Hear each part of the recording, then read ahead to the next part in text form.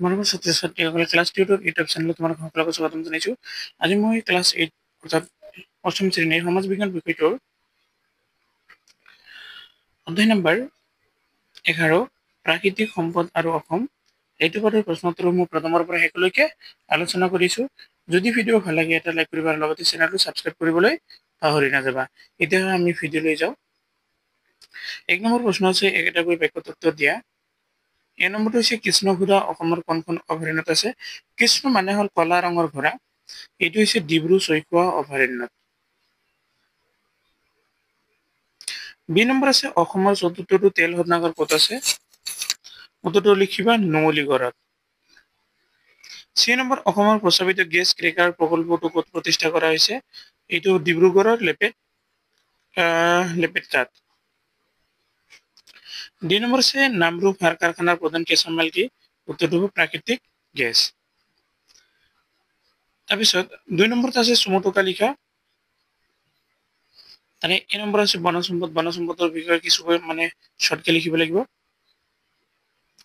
উত্তৰটো হ'ল প্ৰাকৃতিক সম্পদ হিচাপে বনজ সম্পদ গুৰুত্ব অপৰিসীম।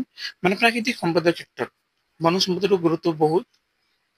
সেয়ে দেশৰ অৰ্থনীতিত বনজ সম্পদ এক উল্লেখযোগ্য ভূমিকা গ্ৰহণ কৰে। বিশেষকৈ অসমৰ বনজ সম্পদে ভাৰতীয় অৰ্থনীতিত বিশেষ প্ৰভাৱ পেলায়। অসমৰ ঘন বনাঞ্চল আৰু বৰ্ষাৰণ্য অঞ্চল প্ৰাকৃতিক সম্পদ বিশেষকৈ বনজ সম্পদ পৰিপূৰ্ণ। এই বনাঞ্চলত নাহৰ, হলং, শাল, চেগুন, তিতাচপা, অগ্দ, অৰ্জুন, কৰৈ, ভমৰা, খোকন আদি বহু মূল্যবান গছ, বাঁহ-বেত, ইখৰা, নল, খাগৰি আদি পৰিপূৰ্ণ দেখা যায়। এইকেইটা কি? প্ৰাকৃতিক গছ-গছনি।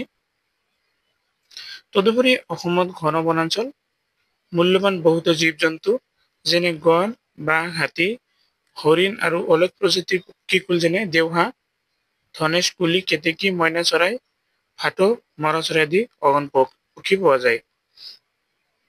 বি নম্বৰত আছে জলসম্পদ। অসমৰ জলসম্পদ। উত্তৰ লিখিবা জলসম্পদৰ ক্ষেত্ৰত অসম অতিকৈ চহকী। যিহেতু অসমৰ নদ, নদী, খাল-বিল, পুখুৰী আদি হ্ৰদ অলেখ কাছ, মাছ, ঘৰিয়াল, শিহু আদি পোৱা যায়। স্থানীয় এই মাছ পুথিবোৰে অসমৰ মানুহৰ মাজত অভাৱ পূৰণত যথেষ্ট অৱদান যোগায়। তদুপৰি অসমৰ পাহাৰীয়া খৰস্ৰোতা নদী আৰু ইয়াৰ নিজৰত বান্ধ দি বিদ্যুৎ উৎপাদন কৰাৰ ব্যৱস্থা কৰা হৈছে। কিছুমান দ নদীত নাও, জাহাজ আদিৰ পৰিবহণ ব্যৱস্থা কৰি তোলা হৈছে।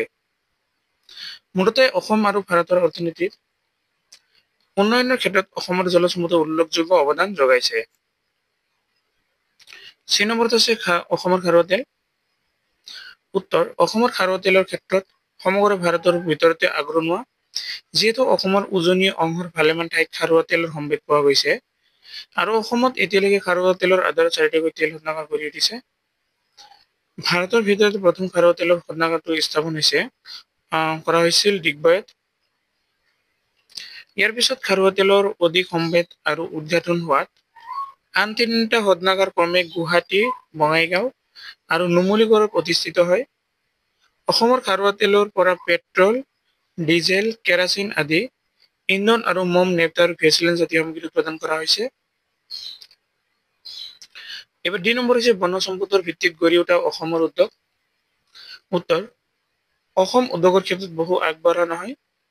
যদিও ইয়াত সৰু বৰ 2-এটা উদ্যোগ গঢ়ি নুঠাও নহয়। অৱশ্যে ইয়াৰ বেছিভাগ উদ্যোগই অসমৰ চহকী বনজ সম্পদৰ ওপৰত ভিত্তি কৰি গঢ়ি উঠিছে। এনে বনজ সামগ্ৰীৰ ওপৰত ভিত্তি কৰি গঢ়ি উঠা উদ্যোগৰ ভিতৰত ধুবুৰীৰ জুইশলা উদ্যোগ, বিভিন্ন ঠাইত গঢ়ি উঠা ভালেমান প্লাইট ফেক্টৰী আৰু জাগিৰোড আৰু শিলচৰত গঢ়ি উঠা কাগজ কলেই প্ৰধান। বাঁহ-বেতৰ সামগ্ৰীয়ে অলেখ ধুনীয়া ধুনীয়া আসবাবপত্ৰ, চকী, মেজ, চোফা আদি চকুত লগা সামগ্ৰী বিদেশলৈ ৰপ্তানি কৰিও বহুত বিদেশী মুদ্ৰা অৰ্জন কৰিবলৈ সক্ষম হোৱা গৈছে। 3 নম্বৰ প্ৰশ্নটো হ'ল উত্তৰ লিখা। এই নম্বৰ হৈছে অসমৰ খনিজ সম্পদৰ বিষয়ে এটা চমু বিৱৰণ দিব দিছে। তো উত্তৰটো চোৱা।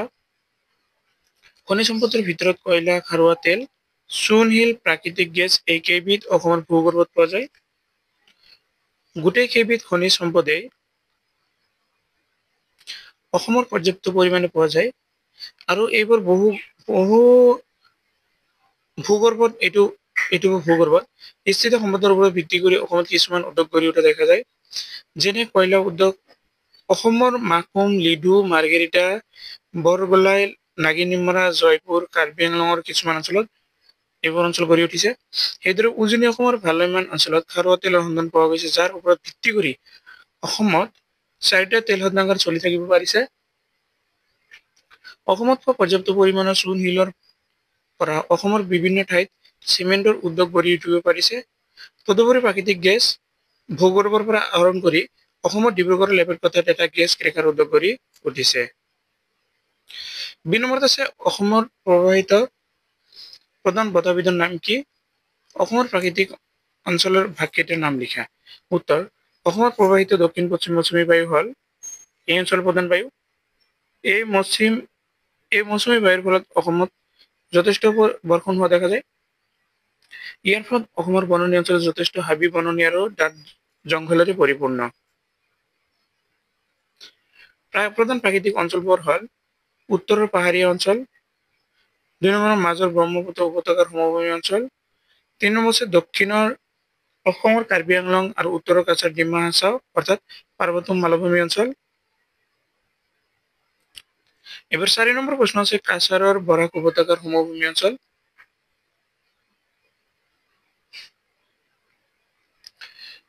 হৈ গ'ল মানে 3 নম্বৰ প্ৰশ্ন উত্তৰ কমপ্লিট। এবাৰ হবে 4 নম্বৰ প্ৰশ্ন প্ৰাকৃতিক সম্পদত অৰ্থনৈতিক গুৰুত্ব আলোচনা কৰা।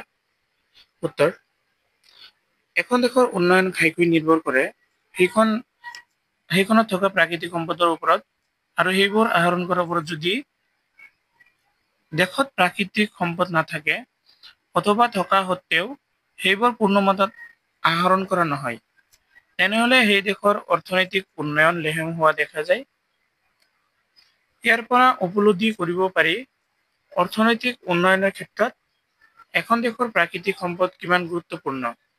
উদাহৰণস্বৰূপে কয়লা, খাৰুৱা তেল, চূণ শিল, ল', বক্সাইট, মেংগানিজ আদি যিবোৰ প্ৰাকৃতিক সম্পদ সাধাৰণতে দেখিবলৈ পোৱা যায়, সেইবোৰৰ ওপৰত ভিত্তি কৰি কল কাৰখানা, শিল্প উদ্যোগ আদি যন্ত্ৰপাতি আৰু অনেক বস্তু নিৰ্মাণ কৰা হয়।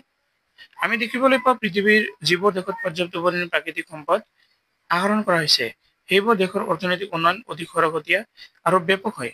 আমেৰিকা যুক্তৰাষ্ট্ৰৰ আৰু ইউৰোপৰ দেশসমূহে সেয়ে অৰ্থনৈতিকভাৱে যথেষ্ট উন্নত। তো তোমালোকৰ ভিডিঅ' এইখিনি আৰু ভিডিঅ'টো মনোযোগ দিয়াৰ বাবে ধন্যবাদ জনাইছোঁ সকলোকে।